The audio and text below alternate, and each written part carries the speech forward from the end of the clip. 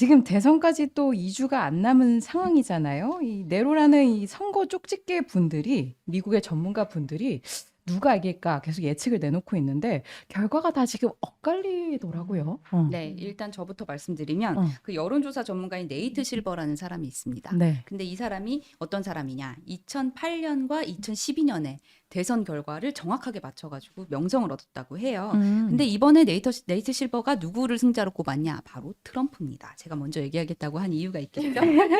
최근까지 해리스 우세를 점쳤었거든요, 이 사람이. 그냥 무조건 트럼프를 지지하는 사람이 아닙니다. 이 사람 아주 객관적으로 했는데 이제 입장을 선회한 거죠.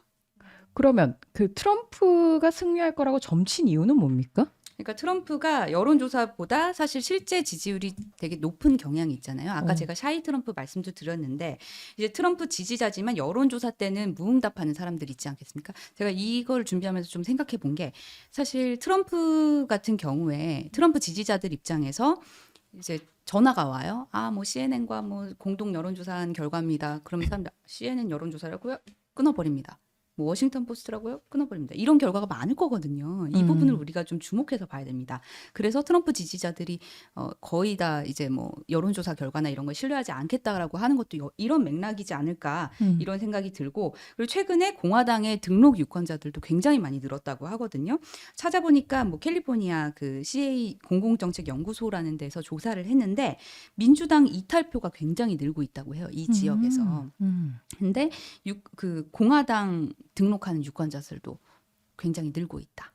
이런 결과가 있습니다. 네. 뭐 샤이 트럼프가 많다라고 말씀하셨는데 요즘 또 여론조사 분석하는 사람들의 또 얘기에 따르면 샤이 트럼프는 없어지고 있다라고 보고 있잖아요. 왜냐하면 뭐 대통령까지 한번 치렀던 분인데 더 이상 이제 트럼프를 찍는 거에 있어서 부끄러움을 느끼는 유권자들은 이제 많이 사라지고 있다라고 보는 게 요즘 좀 추세더라고요. 이거 한번 말씀드리고 싶고 네. 그리고 네이트가 대선을 마쳤던 거는 2008년, 2012년이라고 말씀하셨잖아요.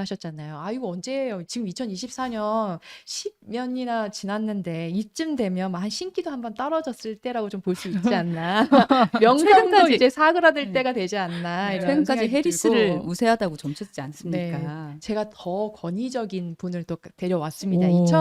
1984년부터 이제 10번 치러진 미국 대선에 있어서 10번 가운데 9번을 맞추신 분이 있어요. 이름이 앨런 리크먼 아메리칸대 역사학과 석좌 교수인데 이분의 별명이 뭔지 아십니까?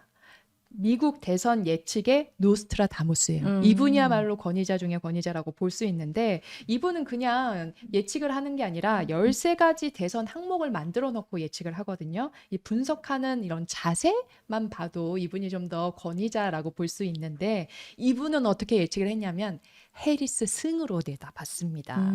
이뿐만 아니고 베테랑 정치 전략가인 제임스 카벨도 트럼프가 진다, 해리스가 승리한다 이렇게 예측을 했는데요. 그 이유가 뭐냐? 2020년 때 트럼프가 한 번 대선을 패배했는데 이때도 패배를 했는데 아직도 왜 패배했는지 못 받아들이고 있고 그렇기 때문에 올해 승리할 만큼 충분한 연합을 구축하지 못했다. 무엇보다 정치 자금 봐라. 해리스가 더 많이 모으지 않았냐. 그렇기 때문에 이 베테랑이죠. 베테랑 정치 전략가 제임스 카벨도 해리스가 이긴다라고 예측을 했습니다. 네. 두 분이 지금 언급해 주신 쪽집게 3인의 선택은 2대 1이에요. 해리스가 승리예요. 물론 우리 시청자분들께서도 쪽집게 분들 지금 하고 계신데 어찌 나올지 궁금한데 마지막에 제가 결과 공개 드리기로 하고 어찌 됐든 이 판가름은 결국 이 어느 후보를 뽑을지 아직 결정하지 않은 특히 이제 중도층이 많은 경합주에서 이 중도층 분들이 어디를 찍느냐가 가장 사실 관건인 것 같은데 우선 이제 해리스 같은 경우는 최근에 부쩍 아까도 얘기를 했지만 보수의 심장이라고 하는 텍사스까지 가서 보수 쪽을 조금 더 끌어당기려고 하는 그런 모습을 보이고 있긴 해요. 그게 바로 전략이었습니다. 이제 어. 해리스의 타겟은 이제 공화당 지지층인데 트럼프만은 절대 안 된다. 이러한 유권자들 있잖아요. 그 유권자들을 파고드는 전략을 취하고 있는데요. 해리스 캠프 내부적으로 이 유권자들이 어느 정도냐고 보고 있냐면 주요 경합주 유권자 가운데 10%가 민주당 쪽으로 해리스 쪽으로 포섭할 수 있는 유권자라고 좀 계산을 하고 있거든요. 음. 그만큼 트럼프를 싫어하는 트럼프 이기만은 절대로 안 된다라고 생각하는 유권자가 많다고 분석을 하고 있고요. 그중에서도 더 좁혀 들어가면 공화당 지지층이지만 여성 유권자들의 마음을 좀 파고들고 있는데 그래서 요즘 이제 폭스뉴스에 광고를 해리스 측이 많이 늘렸다고 하더라고요. 그런데 늦은 시간대보다 이제 낮 시간대 광고를 늘리면서 공화당 여성 지지층을 좀 공략하고 있다라고 좀 보고 있습니다. 예. 그러니까 해리스가 현실 인식이 이렇게 떨어지는 겁니다. 사실 이렇게 지금 공화당 유권자들을 노릴 게 아니라 지금 자기네 민주당 이탈표를 챙겨야지.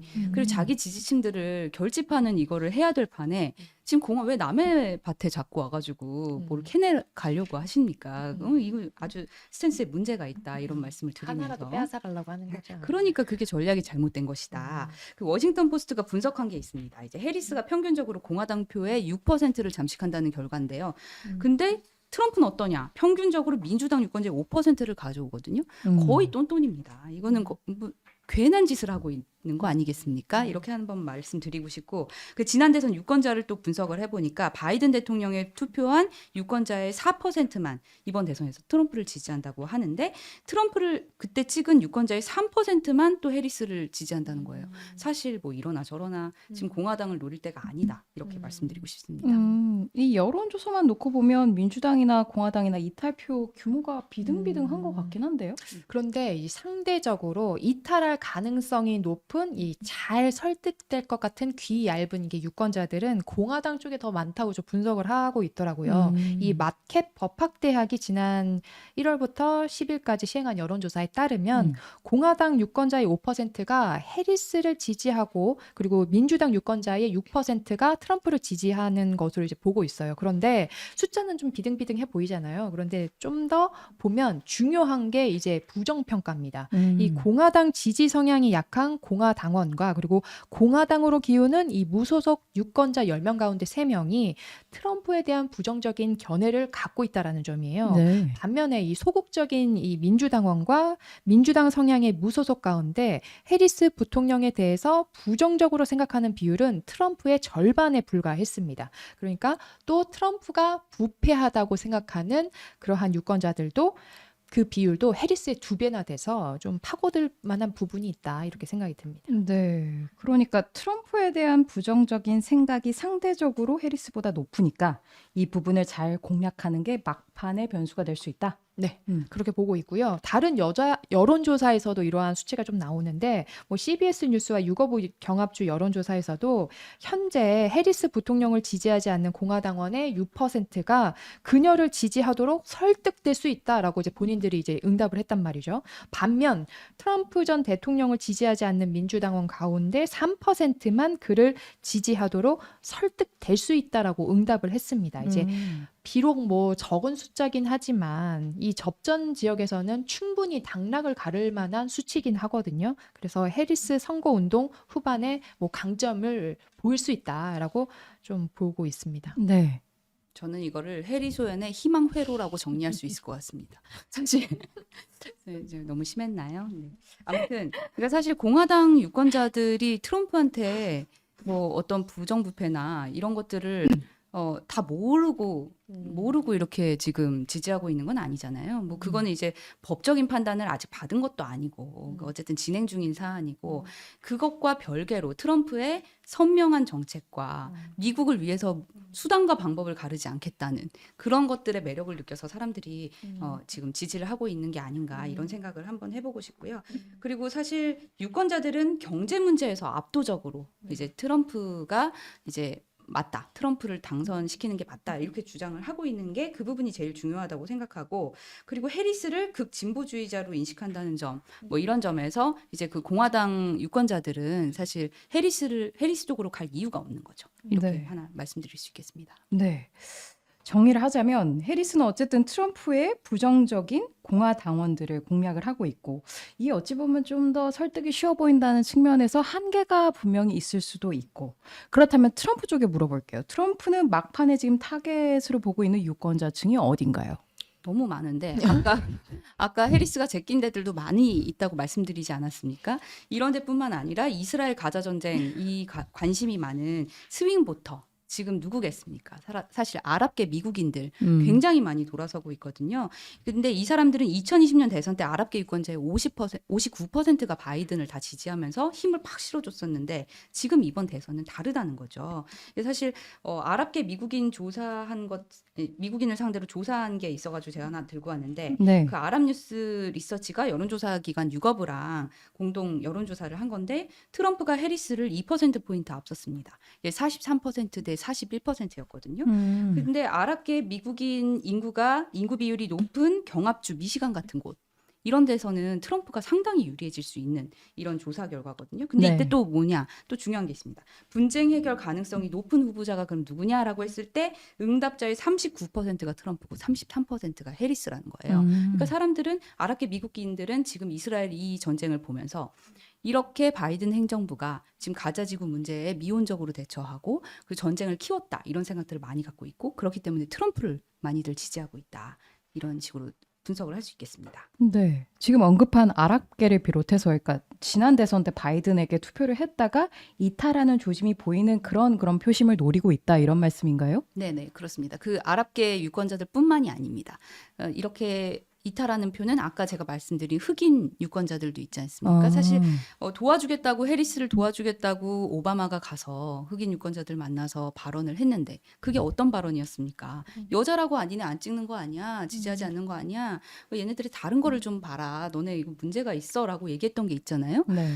그런 식으로 오바마가 오히려 죄를 뿌렸다는 얘기죠. 그래서 흑인 남성들이 이렇게 돌아서고 하니까 그 링 위에 이제 무대 위에 흑인 그 권투 선수도 올리고 래퍼도 올리고 그러면서 흑인 남성들 공략하고 있다고 하지 않았습니까? 아주 이런 식으로 가고 있고 또 해리스가 마리화나 합법화 이거를 흑인 유권자들 표심을 공략하겠다면서 가져온 정책인데 이 제목이 너무 웃기더라고요. 저는 그 정책 제목이 뭐냐면 흑인 남성을 위한 기회 어젠다예요. 마리화나 합법화가. 이게 얼마나 모욕적입니까? 해리스가 이렇게 좀 싸움을 제대로 못하는 것 같아요. 싸우지 않아 본 사람이다. 이렇게 정리할 수 있겠습니다. 네. 알겠습니다.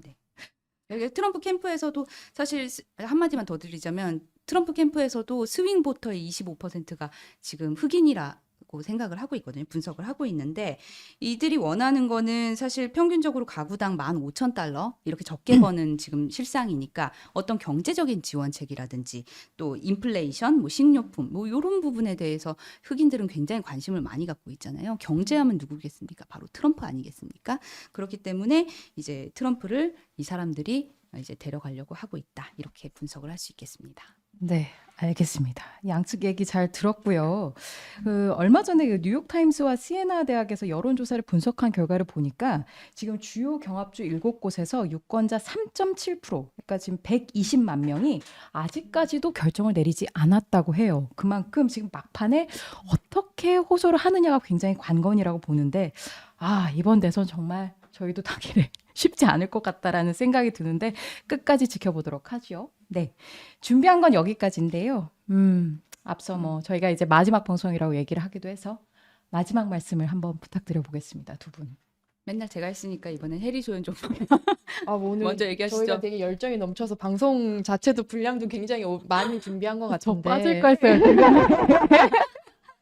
많이 준비한 것 같은데 근데 뭐 아까 전에도 또 말씀드리긴 했지만 미국 대선을 읽으면서 우리 정치와 비슷한 점도 많고 우리가 배워야 할 점도 많고라고 생각하면서 미국 대선도 정치판도 뭐 별볼 그냥 미국 정치도 막 그렇게 뭐 선진적이진 않구나 이러한 점도 많이 느끼더라고요. 그리고 이렇게 여러 번 말씀드렸지만 이게 저희는 해리 소연이니까 이제 해리스에 좀 두둔하긴 했지만 뭐 맞는 말씀이신 것 같아요. 지금 해리스가 지금 막판에 좀 기우는 그 추세인 게 너무 해리스 자신의 문제도 굉장히 크지 않나. 너무 자신 없게 얘기를 하더라고요. 이게 그러니까 정책에 있어서도 뭔가 잘 알지 못하는 부분에 있어서도 말을 잘 못하는 그런 부분이 있는데 이게 뭐 불안함을 보이면서 유권자들이 민주당 그 지지층에서도 조금 떨어져 나가는 모습을 보이는 거 아니냐. 이게 사실 2020년 그 대선 후보 때 민주당 내부에서 그 예비 후보 때 또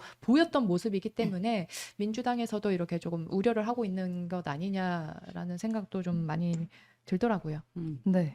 그러니까 민주주의 위협 이런 메시지는 내지 말아야 되는 거 아니겠습니까? 지금 뭐, 빨리 그러니까 네. 이렇게 수밖에 없는 게 사실 트럼프를 공략할 수 있는 부분이 사실 그것밖에 없지 않았을까. 그러니까 왜냐면은 지금 네거티브를 하기보다는 차라리 뭔가 경제적인 아까 그 분석 결과처럼 노동자층을 위해서 블루칼라를 위해서 뭘 할 수 있는지 빨리 네, 이렇게 하라는 얘기인 거죠. 아니 저 한마디만 할래요. 아니 트럼프 입장을 대변하기가 너무 힘들었어. 트럼프 입장을 대변할 수가 없는 게요.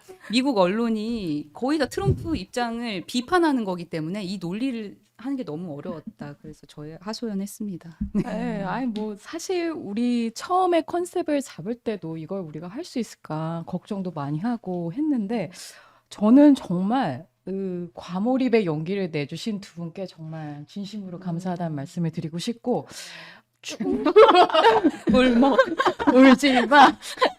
충실하게 해리 소연 또 트럼지에로서 빛을 발해주신 두 분께 정말 감사하다는 말씀, 고생하셨다는 말씀 전하고 싶습니다. 마지막 방송이라 너무 아쉽네요. 음. 다음에 또 만나요.